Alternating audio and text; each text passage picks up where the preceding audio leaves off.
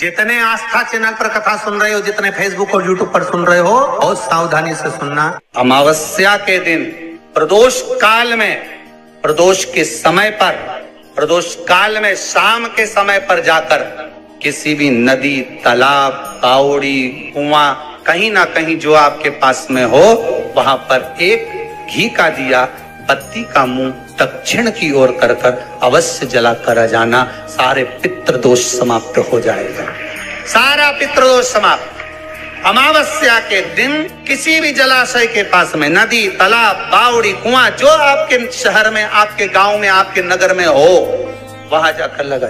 अगर नदी, तालाब, बावड़ी, कुआं नहीं है तो पीपल का वृक्ष हो या बेलपत्री का वृक्ष हो या वट का वृक्ष हो, उसके नीचे लगा दो प्रदोष काल में। पर अमावस्या के दिन लगाएं जरूर। अमावस्या के दिन पितृ शाम के समय प्रदोष काल में शंकर भगवान का नाम जाप कर नदी, तालाब, बावड़ी पर पानी पीने जाते हैं। वहां से जल का आचमन कर पितृ अपने लोक को चले जाते हैं प्रदोष काल के समय पर। इसलिए प्रदोष काल में जलाशय के पास में, बावड़ी, कुआं, नदी, तालाब के किनारे पर दिया लगाया जाता है दक्षिण की ओर मुख कर बत्ती का।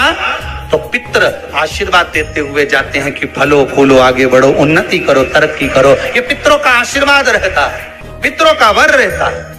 आप देंगे, कुछ करा ना करा, फिर अमावस्या के दिन दिया दक्षिण की ओर बाती का मुख कर कि गाय जब अपने बछड़े को दूध पिलाए और बछड़े के मुख पर जो फेन आए, उस फेन को अमावस्या के दिन चम्मच में लेकर, जो बच्चा चिड़चिड़ करता हो या पढ़ाई में मन नहीं लगता हो या दिमाग थोड़ा सा कमजोर हो, डॉक्टर के इसका विवेक काम नहीं कर रहा, बुद्धि काम नहीं कर रही है, उस बच्चे को 2 या 3 अमावस्या गाय जब बछड़े को दूध पिलाए, बछड़े के मुंह पर जो फेन आता है वो फेन उस बच्चे को पिला दिया जाए तो बच्चा विद्वान होता है, उसका विवेक काम करना प्रबल हो जाता है। जिसके शरीर पर सफेद दाग पड़ गए हो, चर्म रोग हो गया हो, चमड़ी सफेद पड़ गई हो, गाय जब अपने बछड़े को दूध पिलाए, उस बछड़े का मुख में जो फेन आए उसको निकाल लीजिए।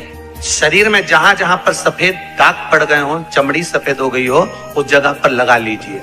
कम से कम आधा घंटा बैठ जाइए और बैठने के बाद में, उसके बाद में फिर स्नान कर लीजिए। उस फेन का प्रयोग कर देखिए, चमड़ी अपने असली रंग में आना प्रारंभ हो जाती है। जहां पर पति और पत्नी के संबंध बेकार हो जाते हैं, विवाद हो जाता है, अदालत में बात पहुंच जाती है, परिवार वालों पर दहेज का केस चालू हो जाता है, कहीं ना कहीं किसी ना किसी रूप में कार्रवाई चालू हो जाती है, पति पत्नी में वापिस प्रेम को बढ़ाया जाए। उस प्रेम को बढ़ाने के लिए शंकर भगवान का कनेर के पुष्प की माला, काय के पुष्प की, कनेर का वो पीला जो फूल होता है, आप टीवी पर दर्शन कर रहे होंगे, कनेर के पुष्प की माला जो ऊपर जलाधारी लगी है, जिस जलाधारी में से बूंद बूंद पानी गिरता है, ये शंकर भगवान की 5 बेटियों का स्थान है।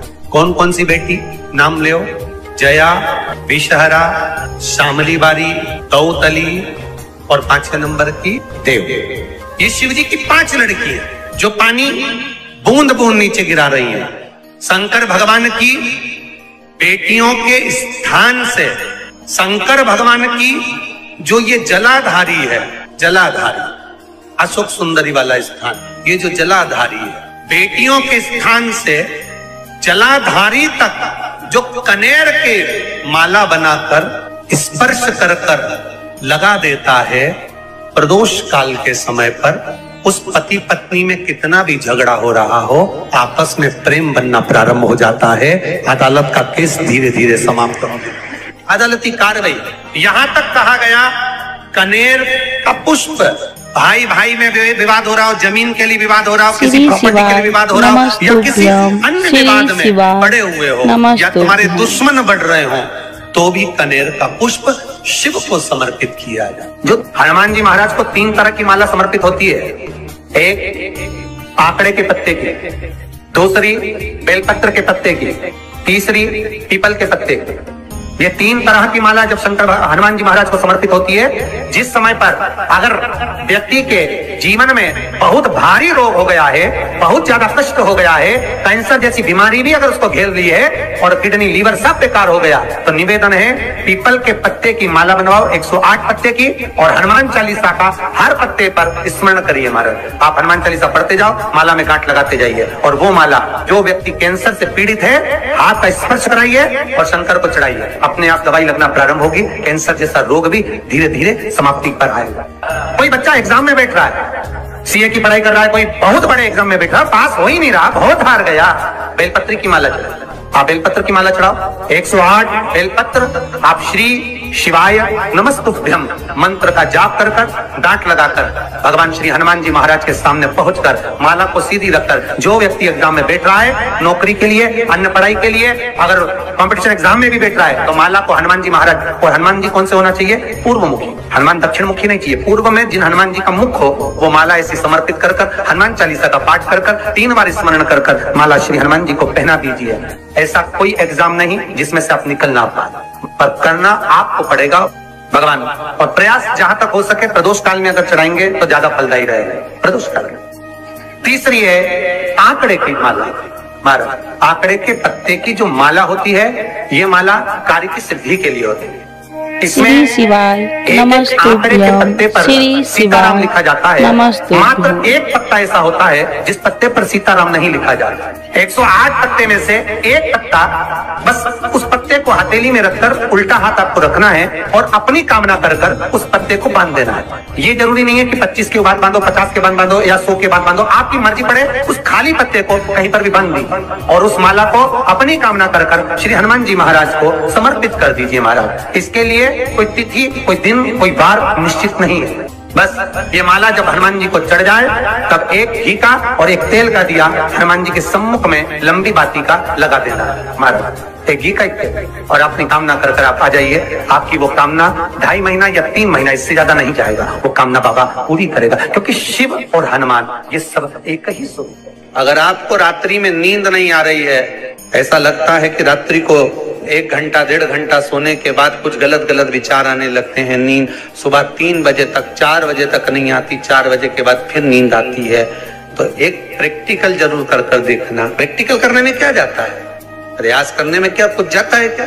प्रैक्टिकल कर देखना कि कहीं सीवर वाला महाराज झूठ तो नहीं बोल रहा, तो प्रैक्टिकल करने में कुछ नहीं जाए। 1 लोटा पानी लो, उसमें थोड़ा सा कच्चा दूध डाल लीजिए, बेलपत्री का पेड़ या पीपल का पेड़ या बट का पेड़, इन पेड़ के नीचे ले जाकर उस दूध को दोपहर में सुबह 10 बजे से लेकर 12 बजे के बीच में ले जाकर चढ़ा दीजिए। रात्रि को फिर ना आपको प्यास लगेगी, ना भूख लगेगी, नींद एक बार लगी तो सुबह ही खुलेगी।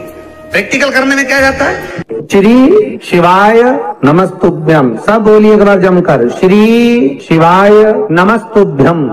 प्रैक्टिकल जरूर करना, कहीं सीवर वाला महाराज झूठ तो नहीं बोल रहा। शास्त्रों की बातें हमारे जीवन में हमें सुख प्रदान करे, इसलिए इस भाव का आनंद करते हुए आज की कथा को विराम देते हैं। श्री शिवाय नमस्तुभ्यम, श्री शिवाय नमस्तुभ्यम।